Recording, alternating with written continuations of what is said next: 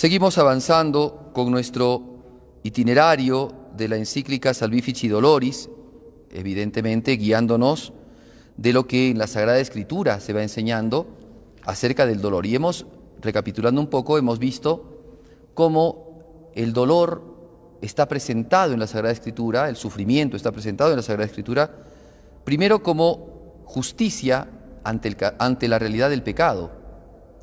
El hombre que ha ofendido a Dios tiene que pagar, ojo por ojo, diente por diente. Es la primera cosa en justicia, ¿no? Lo que se hace, se paga. Si una persona ha obrado mal, ha obrado con iniquidad, tiene que pagar su iniquidad. Eso es algo, podríamos decir, que está enclavado en el mismo orden natural. Y es algo que se da cuenta el hombre religioso. El hombre que no es religioso, el hombre superficial, no se da cuenta de esto. Muchos hombres superficiales quieren juzgar las cosas de Dios sin mirar la realidad entera, miran solamente parcialmente. ¿Por qué me pasa esto a mí ahora? ¿Por qué si yo soy bueno? Y en ese considerarse por qué soy bueno, no consideran la multitud de las ofensas con las que han cargado su alma en contra de Dios y la cantidad de pecados que inclusive han cometido contra sus prójimos, ofendiéndolos, agravándolos, hablando mal de ellos, calumniándolos, chismoseando, pensando mal, etcétera, ¿no? Entonces, a veces una mirada muy superficial hace pensar de una manera incorrecta. Primera razón entonces que el hombre religioso puede descubrir, mirando la Sagrada Escritura, es que el pecado es tan grave y tan grande que lleva consigo el pecado una culpa y una pena que hay que pagar. Ya lo habíamos visto entonces. Segundo punto, que es lo que habíamos considerado el día de ayer, el sufrimiento de los inocentes, o sea, de aquellos que no han cometido tales culpas. Cuando la Sagrada Escritura nos presenta gráficamente la figura de Job, el hombre sufrido, el hombre que ha pasado por él todo tipo de dolores, Job entra en una contradicción muy grande porque hasta ese momento él respondía a la pregunta del dolor y el sufrimiento siempre con la cuestión del pecado. El que comete pecado es presa del castigo, pero nunca se había preguntado o habría más o menos experimentado cómo es que una persona que no tiene pecado, que en veracidad y en humildad reconoce que no ha cometido tales crímenes, sin embargo consigue o tiene para sí el sufrimiento. Entonces, la segunda manera de entender el sufrimiento o la segunda esfera, ¿no? El segundo peldaño en el conocimiento más profundo del sufrimiento es la cuestión del sufrimiento como purificación, como crecimiento del alma. Cuando el profeta y rey David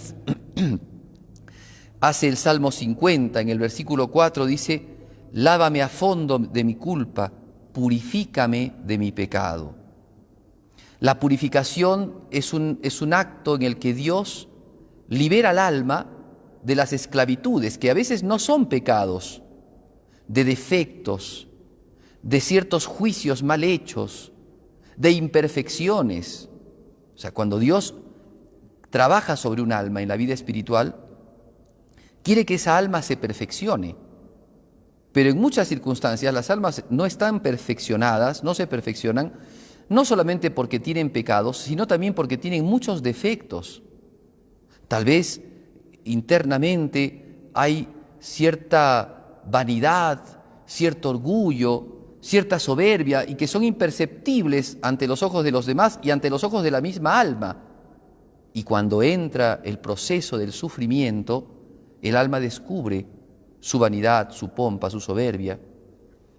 Y entonces Dios purifica el alma. Es una manera, podríamos decir así, es una manera por la cual Dios hace que el alma supere, por medio de esta crisis, de este sufrimiento, supere un problema mayor que tenía el alma, que era una carga de defectos, de imperfecciones que lo alejaban de Dios.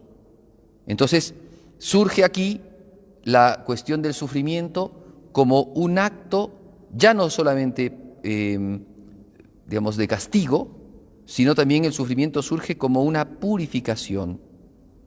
Es una manera de entender el sufrimiento como una pedagogía divina.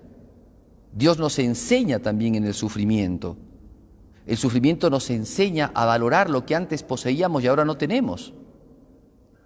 ¿Cuántas veces, por ejemplo, hijos que fueron ingratos a sus padres y que los trataban muy mal o que les eran muy indiferentes, a la muerte de los padres recién empiezan a entender lo que había sido tener padres y haberlos perdido?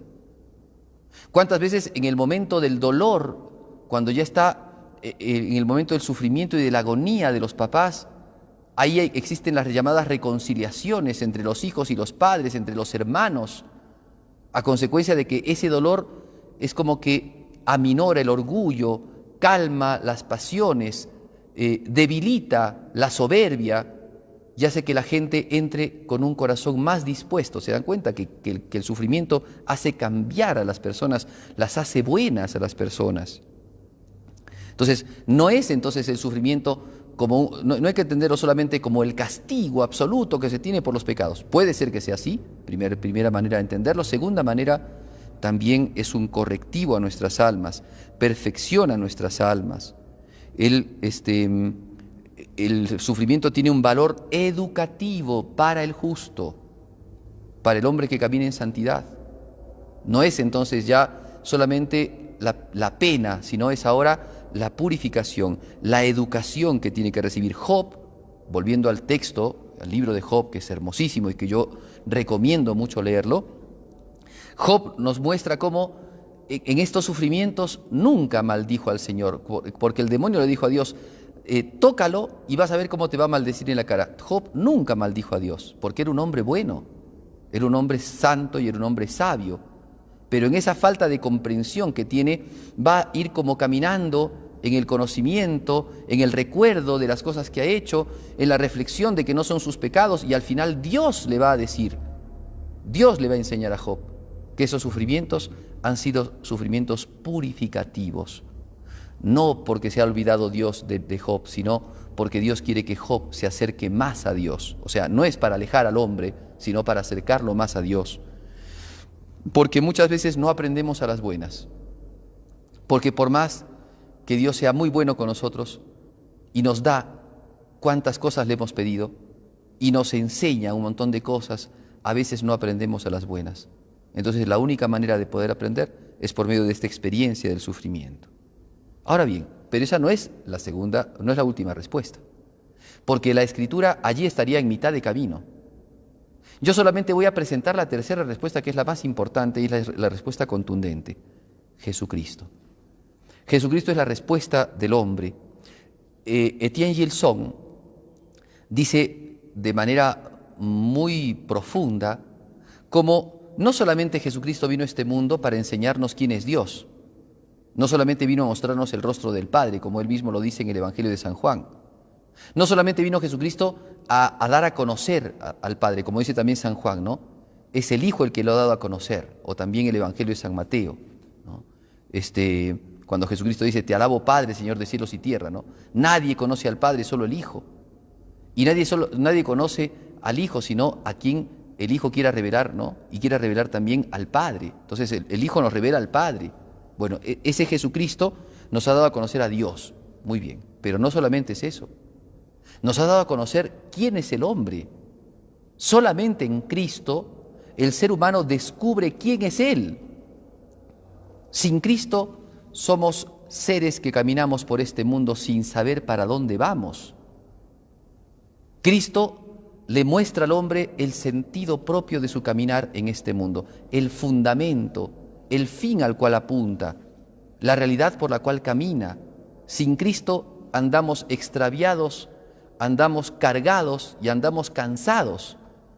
Recuerden esa frase hermosa de Jesucristo cuando vio a la gente de su pueblo y tuvo gran compasión por ellos, porque dice que andaban como ovejas que no tienen pastor, porque la razón es porque Jesucristo no había sido considerado por ellos como pastor.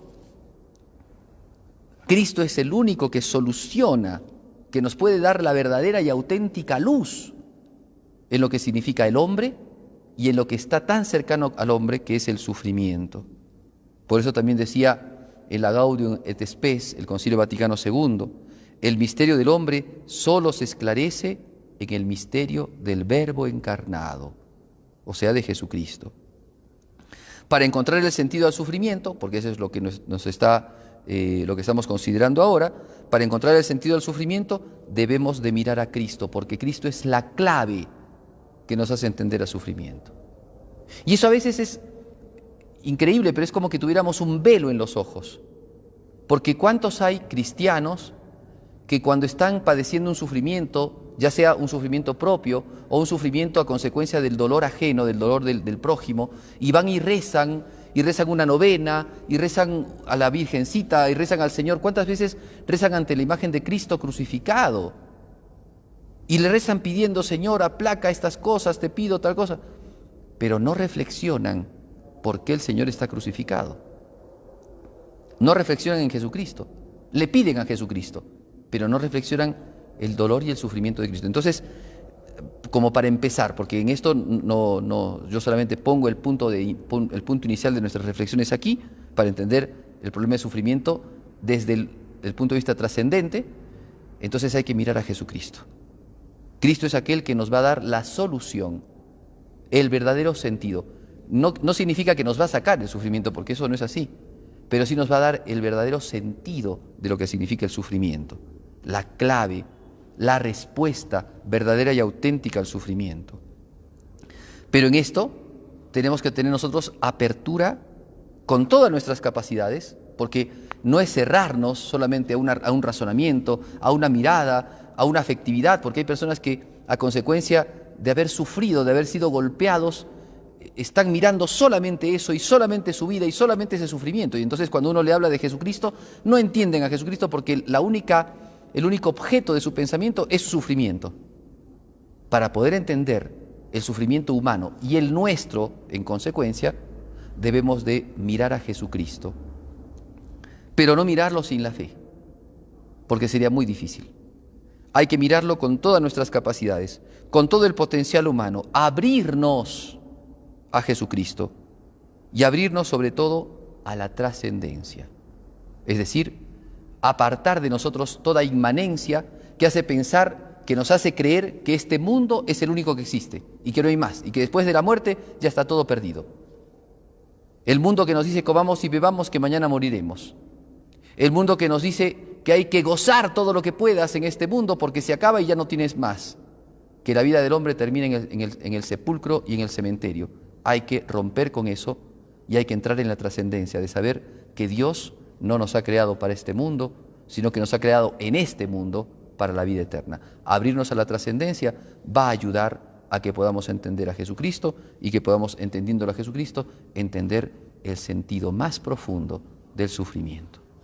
Pidamos a nuestra Madre, la Virgen de los Dolores, la Virgen que sufrió, que tuvo una espada que atravesó su corazón, como lo dijo el profeta Simeón, que ella nos enseñe el camino de Cristo, el conocimiento de Cristo, para entrar también en la respuesta a la situación del dolor. Pedimos estas gracias al Inmaculado Corazón de María.